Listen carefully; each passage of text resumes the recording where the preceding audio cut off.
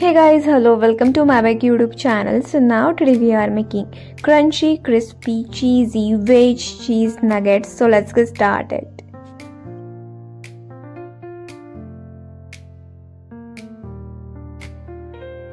तर फर्स्ट आपण wedges sauté करून घेऊया। त्याच्यासाठी आपल्याला इथे 2 टेबलस्पून बटर लागणार आहे। ते चांगलं मेल्ट करून घ्यायचं आहे। त्याच्यामध्ये half cup fine chopped onion आणि हाफ कप ग्रीन मटर ऍड करायचे आहे। ते चांगलं सॉटे करायचं आहे। नंतर आपण त्याच्यामध्ये ऍड करायचं आहे half cup fine chopped capsicum and carrot.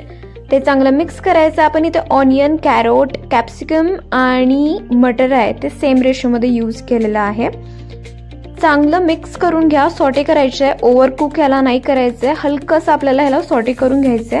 ह्याचा जो कच्चापणा आहे तो आपल्याला फक्त रिमूव्ह करायचा आहे।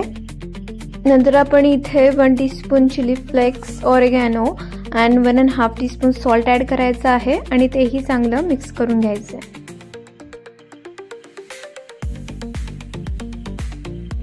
तर इथे आपण 2 ते 3 मिनिटं हलका सॉटे करून घेतलं तर आपले इथे वेजेस तयार आहेत। तर आपण इथे 6 बिग साइज बॉइल पोटॅटो घेतलेत। मी ते गार झालेले घेतले आहेत। गरम कधीच घेऊ नका, बॅटर रनी होतं आणि त्याचा सगळा इफेक्ट आपल्या नगेट्सच्या वरती पडतो। सो ही गोष्ट एक लक्षात ठेवा। नंतर आपल्याला इथे सॉटे केलेला veggies, 2.5 teaspoon red chilli powder and 1.5 teaspoon चाट मसाला हे टाकून घ्यायचं आणि चांगलं सगळं मिक्स करून घ्यायचं आहे।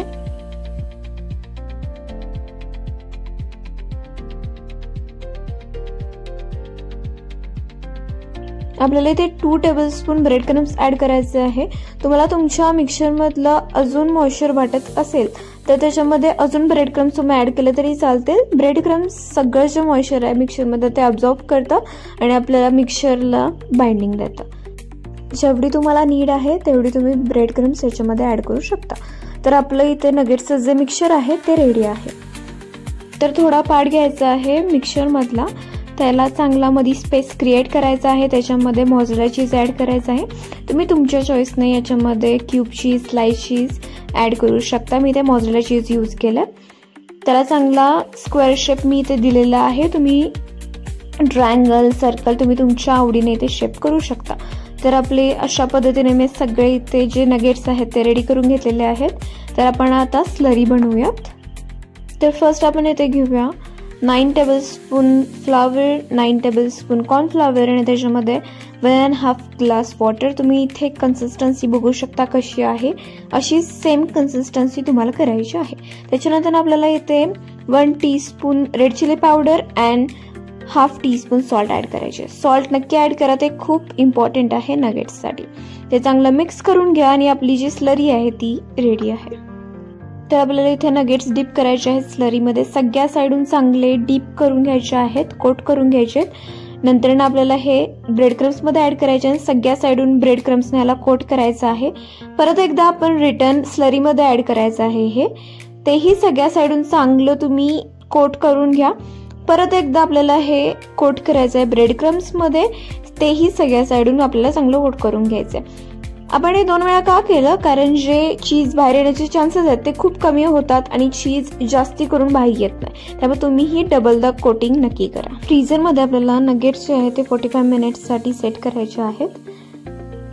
तर आता कढईमध्ये आपण तेल ओतून घ्यायचं आहे, ते हीट करायचं आहे हाय फ्लेम वरती।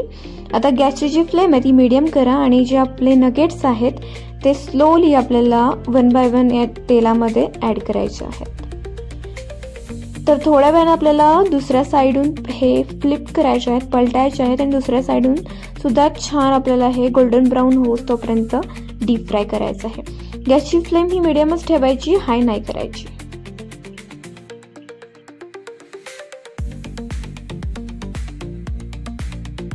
तर तयार आहेत क्रंची, क्रिस्पी, चीजी, चटपटीत, मसालेदार veg cheese nuggets. So you should must try this recipe at home and let me know in comment section if you like this video.